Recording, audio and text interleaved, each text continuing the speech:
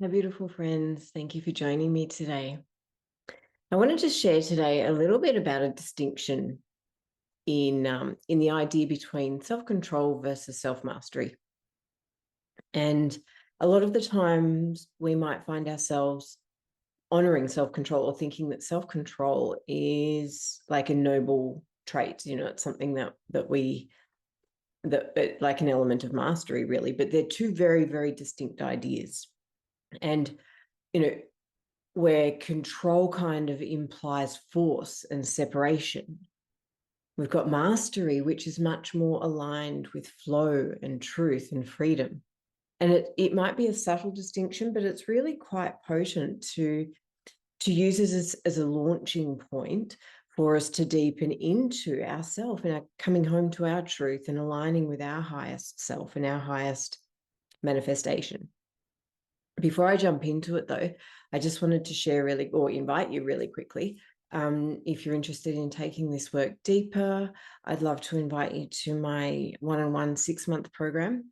It's based around aligning with your divine purpose, finding the confidence and clarity to step into the greatest manifestation of yourself, to be who you really are in this world.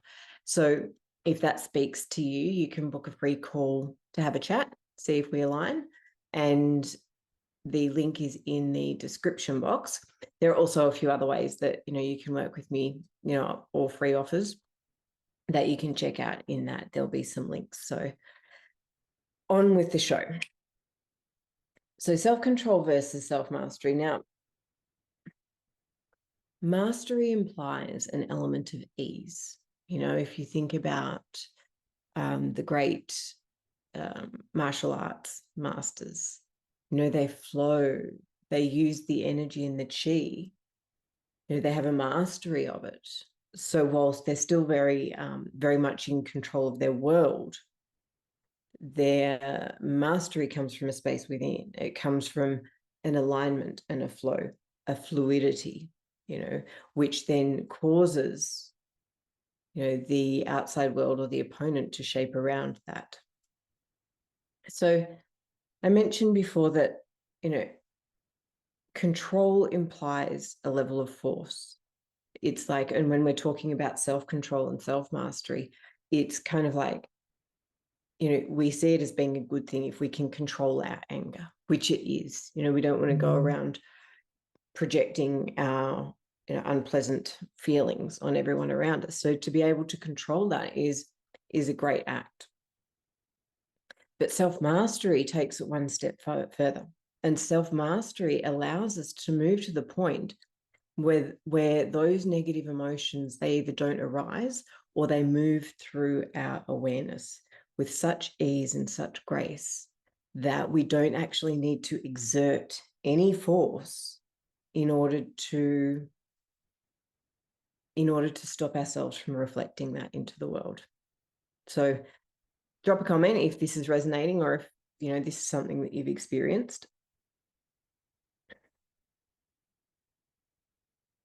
So one of the traps when we're on our best behavior in a state of self-control, it's wonderful in terms of how we can relate to people. It helps us to cultivate more respect, in our relationships. But we do have to maintain an element of vigilance. It's like this hypervigilance, which we're all trained to be in this world, is constantly on the lookout. And so when we operate from a state of self-control instead of self-mastery, we need to be constantly aware or constantly controlling our expression, making sure that we don't say the wrong thing, making sure that, that the way that we present is just the right way for the situation. And that can be exhausting, not to mention stressful. It can cause huge amounts of anxiety, and it keeps us up here. It keeps us in the thinking mind. So self-control really happens in the thinking mind, which is only a very small portion of ourselves. And our real mastery comes when we drop from the thinking mind into the body.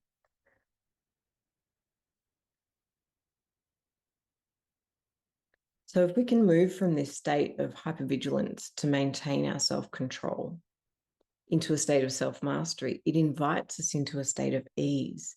We can face and we can encounter anything that comes our way, because when we master ourself, nothing that moves into our field needs to upset or topple that kind of state of well-being or balance or safety.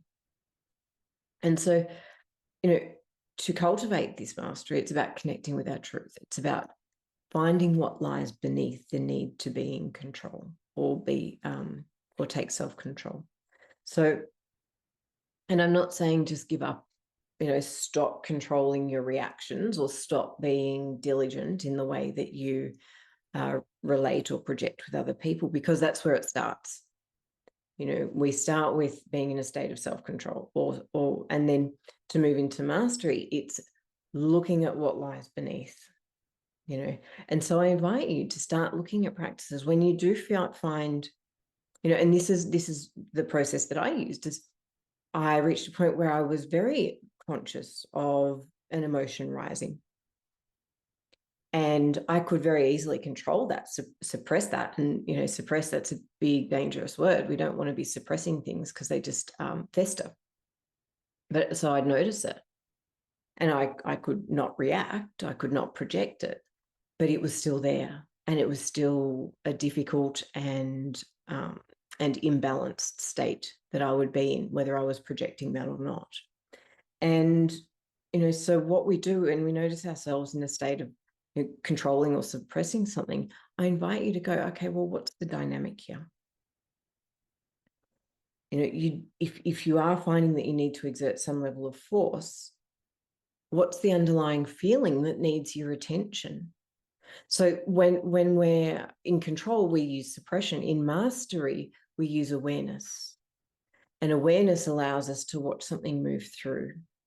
And when we do the work, when we do the healing work, so mastery comes from a state of being healed. When we do this work, we essentially resolve the energetic hooks that these so-called negative energies or negative emotions attach to, which then cause them to be present in our experience. So coming back to noticing. And we go, okay, well, I'm noticing this. What's the underlying trigger? It always comes down to what lies beneath. And then when we can look at that and face that deeply and truly, perhaps there's a false belief, perhaps there's a limiting belief, perhaps, we are, and this is a hugely layered process. Trust me, I know. Some things will be simple, some things will be a journey of discovery, and I really invite you to honor yourself if you choose to take that path, to give yourself compassion and patience as we undergo this journey of discovery. So, there are a couple of different approaches we can take. We can discern the importance. It's like, what's happening that's caused me to need to control this? Is it even something that's important? Is my reaction that I'm controlling now even important? Maybe we can dissipate it in that way.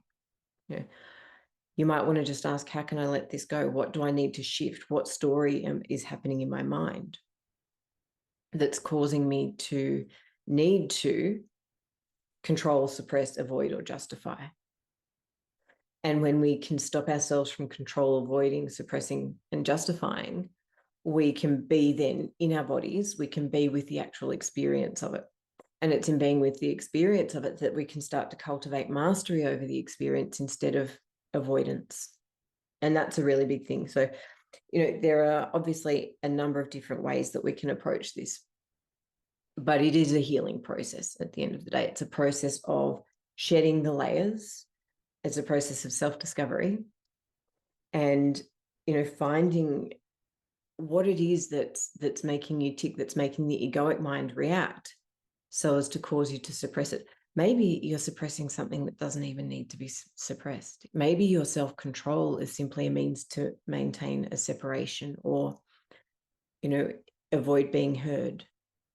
We'll suppress our voice because we're not sure how someone might hear it. And again, self-mastery, if we have a level of self-mastery, we can find that confidence and that ease to speak our truth and not be triggered by the underlying fear or the old stories and things like that might inhibit us in that way. So mastery really is a reclaiming of your personal power. It's so self-control is not very empowering. Self-control is like a diminishing of your natural reaction, whereas mastery is cultivating an alignment with your ultimate truth. And when you stand in your ultimate truth, you don't need to control, suppress, or deny anything, because you stop reacting in distorted ways. You stop reacting with over projection. And I'm using anger as an easy example here, but even just reading stories into things. And so when we reclaim our personal power, we are more aware. We stop forcing either ourselves in any way, and we don't even need to force the world around us, because we become the force itself. And I just realized that sounded a bit Star Warsy, but we become the energy, the field, and the state of such peace and alignment that, as I said, things can move through our field without needing us to resist or react or project. And when we instigate energy, then the world will hear us, the world will respond. The universe likes to play this game. It's like, I always call it a dance, because it's a beautiful play of energy. And this is the place that self-mastery will get us. And so it doesn't mean that when we go into self-mastery, as I'm talking about, it's not like we stop discerning and we stop having choices and we stop having preferences. We still have clear boundaries and standards. It's just that exerting those doesn't come from that space of fear-based self-control or controlling something else. It comes from a space of self-knowing and self-mastery, and just a declaration of our inner will, our will. We move into a place that's non-attached, because so often our reactions and our need to control things comes from an attachment to how things should or shouldn't be. And that's tied up with our triggers as well. And the next point is that we're not triggered.